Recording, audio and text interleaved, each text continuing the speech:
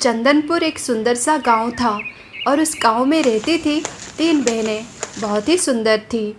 उनका नाम था सारा, सोना और मोना। बड़ी बहन सारा, मंझली बहन सोना और छोटी बहन मोना। उनके पिता किसान थे। ज़्यादा अमीर तो नहीं थे वो लोग, पर पैसों की कमी भी नहीं थी। बहुत ही स्नेह था तीनों बहनों में। ऐसे ही वो बड़ी हुई। फिर उनके माता पिता ने उन तीन बहनों की शादी करा दी। किस्मत ने कुछ अजीब सा खेल खेला था। तीनों बहनों की शादी बहुत ही अलग प्रकार से हुई थी। बड़ी बहन सारा की शादी एक गरीब किसान से हुई थी। अशोक बहुत अच्छा था और वो अपने ससुराल में बहुत खुश थी। मंझली बहन की शादी थोड़े अमीर परिवार में हुई। उसके पति कमल व्यापारी थे और वो शहर में रहती थी। उसके पास अपना फ्लैट था। और छोटी बहन मोना, उसकी शादी बहुत बड़े अमीर घराने में हो गई थी। शहर में वो अपने बड़े से बंगले में रहती थी। उसके पास नौकर चाकर, गाड़ियाँ, धन दौलत की कोई कमी नहीं थी। बहुत ही ऐशो आराम में रह रही थी वो। इस तरह समय बीतने लगा और समय के साथ तीनों बहनें अपने ज़िंदगी में व्यस्त हो गई। अब वो एक दूसरे से बहुत ही कम मिला करती थी। 4-5 साल बीत गए थे। अब वो बहुत बदल गई थी।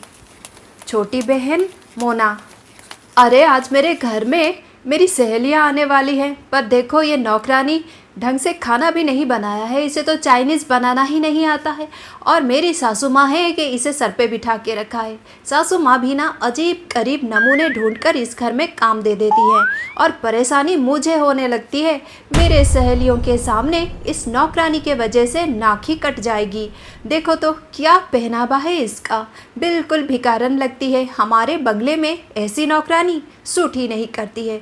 मैं तो किसी अच्छे खासे मॉडर्न मेड को अपने घर में काम देना चाहती हूँ, पर माँ जी तो पुराने ख्यालात पाल कर बैठी हैं। वो कहाँ मेरी बात सुनेंगी। देखो ना, पास्ता बनाने के लिए बोला था और चटनी बना के रख दिया है। कुछ नहीं आता है इसे, कुछ नहीं आता है। वो तो मैं अपनी सासू माँ से थोड़ा डरती हूँ, थोड़ा क्या बहुत ज़्यादा डरती हूँ। वो बहुत ही ज़्यादा नम्र बनती रहती हैं। इतनी अमीर ख़ानदानी है पर सोच बिल्कुल गरीबों वाली, बिल्कुल बदलती ही नहीं है। पर मैं तो इसे काम से निकालना चाहती हूँ। क्या करूँ जो ये काम से निकल जाए, इस घर से निकल जाए। इस नौकरानी को तो घर से निकाल कर ही मुझे शांति मिलेगी। मान सम्मान की बात है, स्टेटस की बात है। वैसे अगले हफ्ते हमारे नए दुकान की ओपनिंग है। सासू माँ तो गई हैं 2 नंदों के घर, उन्हें इनविटेशन कार्ड देने के लिए। मैं एक काम करती हूँ, आज इस नौकरानी को डांट झपट कर काम से निकाल देती हूँ। कुछ पैसे दे दूँगी, ज़्यादा पैसे दे दूँगी। पैसों की क्या कमी है, पर यह नौकरानी मुझे घर में नहीं चाहिए। स्टेटस की बात है। अब गुस्से में तमतमा कर मोना अपने नौकरानी मल्लिका के पास जाती है। मल्लिका, ये क्या बना दिया है तुमने? तुम्हें पास्ता बनाने के लिए बोला था, पर तुमने तो पास्ता का लस्सी बना दिया है। कौन खाएगा उसे? मेरी सहेलियां तो हंसेंगी। और ऊपर से आज मुझे इतना दूर जर्नी भी करना है। मैं सोच रही थी पास्ता लेकर जाऊं अपने साथ रास्ते में खाने के लिए। क्या करूं मैं अब? तुम्हें तो पता है मुझे पास्ता कितना पसंद है। ये क्या बना देती हो? तुम्हें तो कुछ बनाना ही नहीं आता है। देखो, मैंने सोच लिया है, मैं तुम्हें 3-4 महीने का सैलरी दे दूंगी, पर तुम काम छोड़ दो और चली जाओ, और माँ जी से इस बारे में कुछ ना बोलना। अरे दीदी, ये क्या बोल रही हैं आप? इतने सालों से यहाँ पर मैं काम कर रही हूँ। पहले मेरी माँ यहाँ पर काम करती थी। दीदी, मैंने हमेशा ईमानदारी से काम किया है और मैं जो भी बनाती हूँ वो तो देसी खाना होता है। आपके परिवार वालों को बहुत पसंद है मेरे हाथों का खाना। अरे हाँ, उनको पसंद है, पर मुझे पसंद नहीं है। ऊपर से तुम्हारा ये पहनावा देखो, हमारा इतना बड़ा बंगला है तो, और तुम्हारा ये look, oh my God, so disgusting. बुरा मत मानना, पर इस बंगले में तुम काम कर रही हो, ये देखकर मेरी सहेलियां मुझ पर हंस रही है। मैं एक अच्छी सी मेड रखूँगी, मुझे तुम नहीं चाहिए। इस घर की सुंदरता खराब हो रही है। ये सब सुनकर बहुत ही दुखी हो जाती है मल्लिका। मैं आपसे अनुरोध करती हूँ, इतने साल हो गए, मुझे बाहर भी नौकरी मिल रहा था दीदी, पर मैंने कहीं और नौकरी नहीं की। आपके सामने वाले जो बंगले में रहते हैं वो माँ जी भी मुझे बुला रही थी, पर मैं नहीं गई। आपके परिवार के प्रति मैं हमेशा ईमानदार हूँ।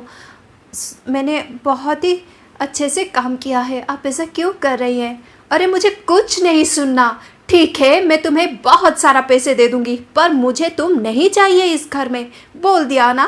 वो भगवान, इतना सुंदर घर और तुम जैसी नौकरानी, और ऊपर से सासू माँ गई हैं मेरी नंदों के यहाँ, तो यही मौका है, मुझे और मौका नहीं मिलेगा। देखो तुम जाओ, मैं तुम्हें बहुत सारे पैसे दे दूँगी, अब तुम जाओ यहाँ से और परेशान ना करो। वैसे भी मैं परेशान हूँ, आज मुझे इतना जर्नी करना है, मेरे दोनों बहनों के घर जाना है, जाओ यहाँ से। अब दुखी होकर मल्लिका वहाँ से जाती है। मल्लिका बहुत ही रोती रहती है, पर मोना को कोई फ़र्क नहीं पड़ता है। मोना तो बहुत ही ज़्यादा बदल गई। जो मोना बहुत ही भोली भाली थी अपने गांव में अपने बहनों के साथ, अब वो बहुत ही घमंडी और अहंकारी हो गई है समय के साथ। अरे बाबा रे, हमारी दुकान की ओपनिंग है और मुझे इनविटेशन कार्ड लेकर जाना है मेरे दोनों बहनों के घर। चलो, सोना के घर तो मैं चली जाऊंगी, हमारे पास ही के शहर में रहती है और उसका फ्लैट है। हाँ, मुझे उतना परेशानी नहीं होती है उसके घर में, आदत हो गई है मुझे लग्जरी की। पर सारा के घर, उसका घर तो गांव में है, बिल्कुल देहाती गांव में। हे भगवान, 1 साल पहले गई थी, कितना परेशान हो गई थी मैं। इतना धूप, इतना गर्मी, धूल मिट्टी, गाय गोबर, और उसका घर टूटा फूटा खंडर है। घर कहाँ है, क्या करूँ मैं? जाने का बिल्कुल मन नहीं है, पर नहीं जाऊँगी तो अच्छा नहीं रहेगा। वैसे भी मेरी सहेलियाँ पिछली बार जो आई थी हमारे घर में, जो पूजा थी, मैंने उसे बुलाया था। मेरी सहेलियाँ तो देखकर उसे 10 बातें बना रही थी। उसका पहनावा, बोलचाल, हे भगवान, बिल्कुल देहातन बन गई है। पहले हमारे गांव में थोड़ा अच्छे से रहती थी, पर अब देखो इसे, गाय गोबर धूल मिट्टी में रहती है एकदम से। क्या ही करूं मैं, क्या ही करूं? उसे तो मैं बुलाना ही नहीं चाहती थी। स्टेटस की बात है, सम्मान की बात है, पर क्या करूं, बुलाना तो पड़ेगा, नहीं तो कैसे होगा। एक बहन को बुलाऊंगी और दूसरे को नहीं बुलाऊंगी तो बात बड़ी ना हो जाए। अरे बाबा रे, इस नौकरानी के वजह से इतना सारा समय नष्ट हो गया। चलो मैं अब निकल पड़ती हूँ। एक काम करूँगी, अपने साथ कुछ इंस्टेंट फूड रख लूँगी, पानी भी अच्छे से रखना पड़ेगा। उसके गांव जो जा रही हूँ, पहले जाऊँगी सोना के घर, पासी के शहर में तो रहती है वो, और उसके बाद सारा के गांव जाऊंगी। वहाँ तो रात हो जाएगी, रात उसी के घर रुकना पड़ेगा। उसका गांव तो दूर भी है, नहीं तो उसके घर पहले चली जाती। क्या करूँ मैं? अच्छा बाबा, मुश्किल होगी, पर रहना तो पड़ेगा उसके घर, और सुबह ही आऊँगी। यही ठीक रहेगा। अब मोना अपने बड़ी बहन के घर जाना नहीं चाहती, वो परेशान हो जाती है वो देहाती गांव देखकर, पर मजबूरी है, इसलिए वो गुस्से में तमतमाकर निकल पड़ती है। सबसे पहले वो अपने पासी के शहर में जाती है, अपनी मंझली बहन सोना के घर। सोना थोड़ी अमीर है और अपने फ्लैट में रहती है। सोना भी बहुत ही ज़्यादा बदल गई है। देखो इसे, इतना सारा गहना और इतनी महंगी साड़ी पहनकर आई है मुझे दिखाने के लिए, चिढ़ाने के लिए। ये साड़ी 75,000 की है, 10 बार बोल चुकी है, पता नहीं क्या समझती है खुद को। पिछली बार इसके घर गई थी, घर इतना घुमा घुमा के दिखाया कि सच में मैं तो पागल ही हो गई। इतना दिखावा, इतना शो ऑफ, बहन हूँ मैं इसकी, पर ये सोचती नहीं है, मेरे सामने दिखावा कर रही है। अरे एक ही परिवार से हम आए हैं, ये क्या अच्छा लगता है? बड़ी आई, ऊपर से फ़ोन पर बोल रही थी मेरे लिए ये बना देना, वो बना देना। क्योंकि मैं बहुत अच्छा खाना बनाती हूँ ना। नहीं बनाया मैंने, सब कुछ बाहर से ऑर्डर कर दिया। मैं क्या इसकी नौकरानी हूँ जो इसके लिए अपने हाथों से खाना बनाऊँ? देखो तो कैसे दिखावा कर रही है, और ऐसे बात कर रही है जैसे किसी महाप्रदेश की महारानी बन गई है। पता नहीं कब जाएगी। सोना, इस बार तुमने अपने घर को नए तरीके से सजाया है। कितना भी सजाओ, है तो ये छोटा सा घर ही, मतलब तुम्हें और थोड़ा बड़ा घर लेना चाहिए था। और बालकोनी में तुमने किचन गार्डन बनाया है, तुम्हें तो हमारा किचन गार्डन देखना चाहिए था। इतना बड़ा है, इतना सुंदर है, ओ माय गॉड, क्या ही बोलूँ मैं तुम्हें। तुम आओगी तो देखोगी तो पागल हो जाओगी। वैसे इतनी सस्ती साड़ी क्यों पहन रखा है तुमने? कुछ अच्छी सी साड़ी क्यों नहीं पहना? अरे ये कहाँ सस्ती साड़ी है, तुम्हें ऐसा लग रहा है। वैसे तुम भी बोल रही हो कि तुम्हारी साड़ी 75,000 की है, पर दिखता नहीं है। हाँ होगा। अरे ये 75,000 की ही है। देख लो तुम अपने मोबाइल में, आजकल तो इजी बन गया है, फ़ोटो उठाओ और चेक कर लो। ऐसी साड़ी कितने हैं मेरे पास, मुझे तो याद भी नहीं है। मैंने तो बहुत सारी साड़ियाँ अपनी नौकरानी को भी दे दी है। वैसे मैं इस बार तो जल्दी में आ गई थी, तुम्हें तो पता है हमारा नया दुकान ओपनिंग हो रहा है, इसका निमंत्रण देने अगले हफ्ते ज़रूर आना पूरे परिवार के साथ। मैं तुम्हारे लिए बहुत सुंदर उपहार खरीद कर रखा है, तुम देखोगी तो खुश हो जाओगी। वैसे इतना कीमती उपहार है, इतना कीमती उपहार है कि अच्छा चलो, मैं तुम्हारे लिए कॉफ़ी बना कर ले आती हूँ। अरे तुम इस बार मेरे लिए कुछ भी खाना अपने हाथों से नहीं बनाया है, सब कुछ बाहर से ही ऑर्डर किया है। मुझे ये अच्छा नहीं लगा, मैंने कितनी बार बोला तुम्हें।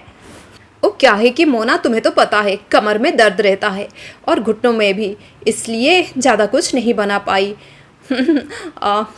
फिर अगली बार तुम आओगी ना, ज़रूर बनाऊंगी। अच्छा मैं तुम्हारे लिए कॉफ़ी बना कर लाती हूँ। वो कब ये जाएगी यहाँ से? देखो तो जल रही है, ईर्ष्या कर रही है मेरी ठाट बाट शान देखकर। जलने दो मुझे, इससे क्या। देखो तो कितना छोटा सा घर है इसका, नकचड़ी कहीं की। अब बहनों में और वो आगे जैसा स्नेह नहीं था। अब वो निकल पड़ी थी अपनी बड़ी बहन के गांव जाने के लिए। वो बहुत ही ज़्यादा परेशान थी। गांव में रहती थी बड़ी बहन सारा, जिसका जीवन बहुत ही सरल था, बहुत ही सुंदर था। वो लोग गरीब तो थे पर घर में शांति और खुशहाली थी। अजय मैंने आपको बोला था ना, बड़ा सा इलिश माछ लेकर आना जल्दी से, मैं उसके लिए बनाऊंगी, वो आ जाएगी दोपहर तक, बोल रही थी। आ रही है कार में मेरी बहन ने गाड़ी चलाना सीख लिया।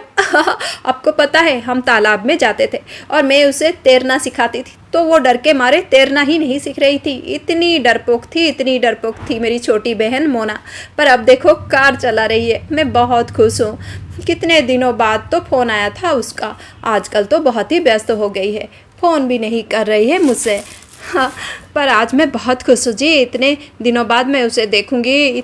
1 साल बीत गया है। अरे हाँ, मैं अभी जाकर मछली लेकर आता हूँ अपनी साली साहिबा के लिए। मुझे पता है उन्हें मछली बहुत पसंद है, अच्छी सी बड़ी सी मछली लेकर आऊँगा मैं। हाँ जी, बड़ी सी मछली ही लेकर आइएगा। मैं सारा मसाला बना देती हूँ, जल्दी से बना दूँगी मेरे बहन के लिए। सारा बहुत खुश थी, वो अभी तक नहीं बदली थी। उसका मन में अभी भी शांति था, अभी भी वो ऐसी ही थी, गरीब थी पर बहुत ही ज़्यादा खुश थी अपने ससुराल में। कुछ देर बाद गांव पहुंच जाती है मोना। अरे बाबा रे, यहाँ तो कुछ भी नहीं बदला, वही धूल, गाय, गोबर। इसके आंगन में आ जाओ तो परेशानी शुरू हो जाती है। देखो तो इसका घर तो वैसे ही है। हे भगवान, क्या ही करूं, घर के अंदर कैसे जाऊं? मेरे स्किन केयर का क्या होगा, मेरे कपड़ों का क्या होगा? इतना महंगा ड्रेस पहना है मैंने, इतना सुंदर है ये साड़ी लहंगा, क्या ही करूं मैं, क्या ही करूं? परेशान हो गई हूं। वो जब घर के अंदर जाती है तो सारा देखकर उसे बहुत खुश हो जाती है। वो अपने बहन से बहुत ही स्नेहपूर्वक बात करने लगती है। पर मोना के पास तो शिकायत की बहुत बड़ी लिस्ट है। अरे बाबा रे, इतना धूप, इतनी गर्मी, धूल, मिट्टी, और ये क्या, तुमने तो गाय को अपने आंगन में ही बांध दिया है, गोबर। ये भगवान, दुर्गंध से तो मैं पागल हो रही हूँ। क्या ऐसे रहते हो तुम लोग? अच्छा सारा, जाओ ना, गाय को बाहर कहीं बांध दो, मैं नहीं रह सकती, मुझे बहुत परेशानी हो रही है। हे भगवान, कैसे तुम इस टूटे फूटे घर में रहती हो? देखो तो चारों तरफ, हाँ, सीलन हो गया है। ये छत तो कभी भी टूट सकता है। मुझे लगता है बारिश में तो यहाँ पर बाढ़ आती होगी। कहीं छत ना उड़ जाए, कहीं छत उड़कर चांद पर ना पहुँच जाए। अरे मैं मजाक कर रही थी। वैसे बहुत परेशानी है सच में, बहुत गर्मी है, बहुत गर्मी। ये सब सुनकर सारा दुखी हो जाती है। उसकी बहन तो उसका मजाक उड़ा रही है और बहुत ही अपमान वाली बात कर रही है, पर सारा चुप ही रहती है। वो बहुत खुशी खुशी अपनी बहन के लिए बहुत सारा आयोजन किया था, बहुत सारा खाना बनाया था। जब वो मोना को खाने के लिए बोलती है, अरे नहीं नहीं, मैं नहीं खा सकती, इसके घर में कौन खाएगा? देखो तो चारों तरफ इतनी गंदगी है। हाँ, और ये टूटा फूटा खंडर जैसा घर, यहाँ पर बैठकर मैं खाऊं, मेरे स्टेटस का, सम्मान का क्या होगा? नहीं नहीं, इसके घर तो मैं पानी भी नहीं पी सकती। देखकर ही मुझे घिन आ रही है। बाबा रे, कैसी रह रही है ये। कुछ ना कुछ तो बहाना बनाना पड़ेगा। नहीं नहीं, मुझे तो भूख नहीं लगी है, ऊपर से मैं डाइटिंग कर रही हूँ सारा। मैं तो नहीं खाऊंगी। अरे ये क्या बोल रही हो तुम? मैंने तुम्हारे लिए तुम्हारे मनपसंद की इलिश माछ बनाई है और तुम ऐसा बोल रही हो? देख तो लो, देखते ही तुम्हारी भूख बढ़ जाएगी। अरे खुशबू तो इतनी अच्छी है कि मुझे भूख ही लग रही है, पर मैं नहीं खाने वाली। इसके घर कौन खाएगा? पता नहीं किस पानी से बनाया है, क्या मिलाया है, कहाँ मसाला पीसा है। ये तो सिलबट्टे में मसाला पीसती रहती है। ना ना ना, मैं नहीं खाने वाली। कुछ ना कुछ बहाना ही करना पड़ेगा। अरे ना ना, मैं नहीं खा सकती। मेरा मतलब है मैं ये सब नहीं खा सकती। तुम्हें तो पता है मेरी आदत बदल गई है। मुझे नहीं खाना। सारा को ये सब सुनकर बहुत ही कष्ट होने लगता है। अरे ये क्या बोल रही हो? थोड़ा सा तो खा लो मेरा मन रखने के लिए, मुझे बहुत खुशी होगी। अरे नहीं बोला ना, क्यों ज़बरदस्ती कर रहे हो? तुम्हें क्या लगता है मैं यहाँ पर बैठ कर खाऊँ? हे भगवान, मुझे बिल्कुल पसंद नहीं। और ये मैनर्स नहीं है इतना ज़बरदस्ती करना। कोई अगर मना कर रहा है तो उसे ज़बरदस्ती नहीं करना चाहिए। हाँ देखो तो कैसा है तुम्हारा घर। तुम्हें लगता है यहाँ पर बैठकर मैं खाना खाऊंगी? छी, घिन आ रही है मुझे। चारों तरफ धूल मिट्टी, परेशान हो गई हूँ जब से आई हूँ। इतनी गर्मी, बबरे 5 मिनट में यहाँ पर नहीं बैठ सकती। पता नहीं कौन सा पानी तुमने इस्तेमाल किया होगा, कैसे बनाया होगा। तुम्हें शर्म नहीं आती है मोना ऐसी बातें करते हुए? मैं तुम्हारी बहन हूँ, तुम मेरे घर में आकर मेरा अपमान कर रही हो। मैं गरीब घर की हूँ, इसका मतलब ये नहीं कि मैं तुमसे छोटी हूँ। तुम्हारी बड़ी बहन हूँ मैं। छी, कहाँ गए तुम्हारा संस्कार, स्नेह, प्रेम? ये व्यवहार तुम कर रही हो। बड़ी हो गई हो, अमीर घर में शादी हो गई है तो ये व्यवहार करोगी, ये सीख लिया है तुमने। तुम्हारी सासू माँ तुम्हारी जैसी नहीं है, कितना प्रेम करती है, कितना स्नेह से बात कर रही है, पर तुम अहंकारी बन गई हो। हाँ, हमारे गांव में ऐसे ही स्नेह करते हैं, हम मेहमानों को सर पे बिठाते हैं। मैंने तुम्हें प्यार से खाने के लिए बोल रही थी, मैं तुम्हारी बहन हूँ, अधिकार जता रही थी। छी, मुझे नहीं पता था कि तुम अपने मन में यही सोच रख रही हो। क्या गंदगी है यहाँ पर? गरीब हैं तो क्या गंदे हैं? दिखाई नहीं देता कितना साफ सुथरा है, और कहाँ गोबर से बदबू आ रही है। छी, तुम्हारा मन गंदा हो गया है, इसलिए तुम्हें बदबू आ रही है। अरे कितनी ऊंचे स्वर में तुम मुझसे बात कर रही हो? क्या समझ के रखा है तुमने मुझे? वो तो तुम मेरी बड़ी बहन हो, इसलिए मैं यहाँ चली आई, नहीं तो मेरी नौकरानियाँ भी ऐसे घर में कदम नहीं रखती है। परेशान हो गई हूँ मैं यहाँ आकर। देखो तो कितने ऊंचे स्वर में मुझसे बात करती है। मुझसे लोग मैडम या मैडम जी कहकर बात करती हैं, और तुम ऐसे बात कर रही हो मुझसे? तो मैं भी तुम्हें मैडम जी बुलाऊं क्या? अब क्या चाहती हो तुम? ओ माय गॉड, मैं कुछ नहीं बोल सकती।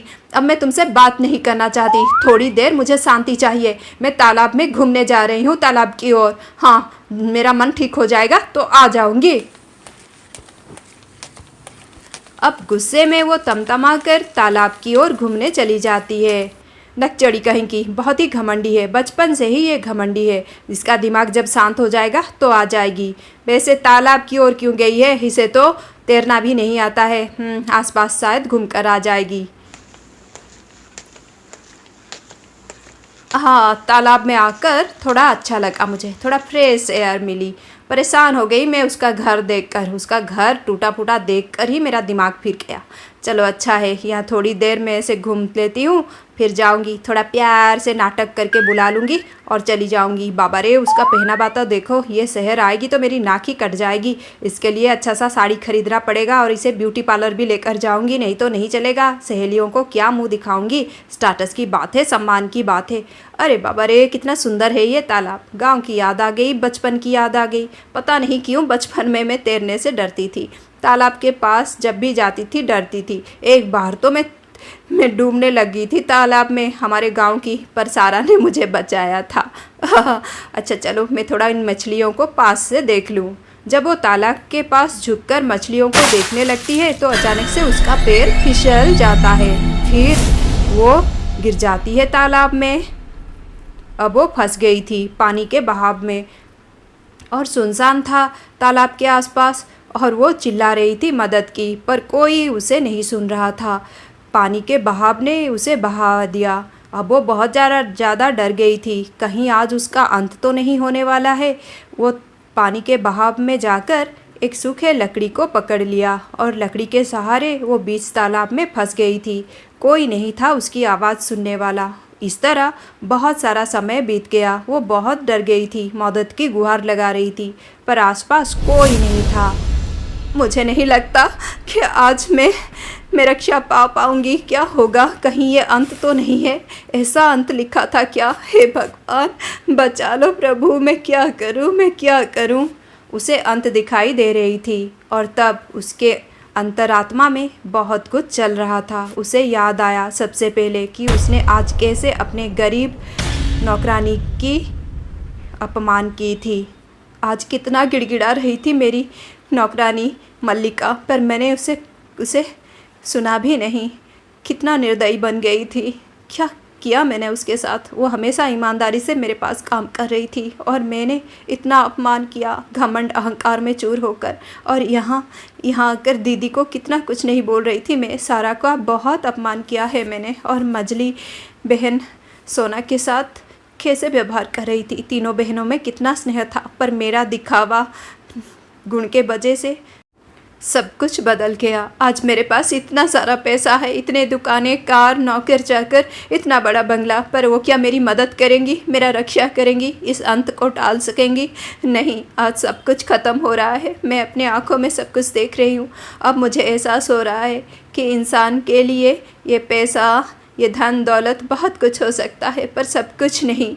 आज कुछ काम नहीं आ रहा है। कितना बेकार है ये, कितना निरर्थक। आज मैं समझ रही हूँ इंसान को पैसे आने के बाद इतना घमंड अहंकार नहीं करना चाहिए, नहीं करना चाहिए। प्रभु आपने इस क्षण में मुझे सब कुछ दिखा दिया, पर अब मैं क्या ही करूँगी? क्या मैं अपनी ज़िंदगी को और बदल सकूँगी? जो शिक्षा मुझे मिल गई है, क्या उसे लेकर मैं आगे चल पाऊँगी? प्रभु एक नया जीवन जी सकूँगी क्या?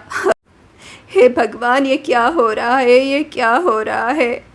वो बहुत पछताने लगी थी। उसे समझ में आ गया था कि धन दौलत बहुत कुछ तो है, पर सब कुछ नहीं। आज उसके पास इतना सारा धन है, पर कुछ काम का नहीं। अरे ये अब तक क्यों नहीं आई है? हाँ, कहाँ रह गई? हे भगवान, पागल है, बिल्कुल पागल। अब पीछे पीछे चली जाती है सारा अपनी बहन को ढूंढने। तालाब के पास उसे उसकी बहन नहीं मिलती है। वो बहुत ही ज़्यादा घबरा जाती है और ढूंढने लगती है। अचानक से उसकी नज़र पड़ती है मोना के ऊपर। मोना तो तालाब में गिर गई है और एक लकड़ी के सहारे वो अपने आप को खुद को संभाल के रखा है और मदद की गुहार लगा रही है। वो दौड़ के जाती है अपनी बहन के पास। अरे तुम घबराओ मत मोना, मैं अभी तुम्हारे लिए एक लता लेकर आती हूँ। और वो दौड़ कर जाती है और एक मजबूत लता लेकर आती है। लता को वो फेंक देती है मोना के पास। मोना उस लता को पकड़ लेती है। फिर सारा उसे खींच कर बाहर निकाल लाती है। अब वो बाहर आते ही अपनी बहन को गले लगा लेती है और रो लेती है। उसका मन में जो भी मैला था सब धुल जाते हैं। आज वो बदल गई है। उसे पता लग गया है कि असली ज़िंदगी जीने का तरीका क्या है। जितने भी बड़े बनो, पर मन हमेशा धरती पर रहना चाहिए। हाँ, नम्रता ही असली चाबी है ज़िंदगी जीने के लिए।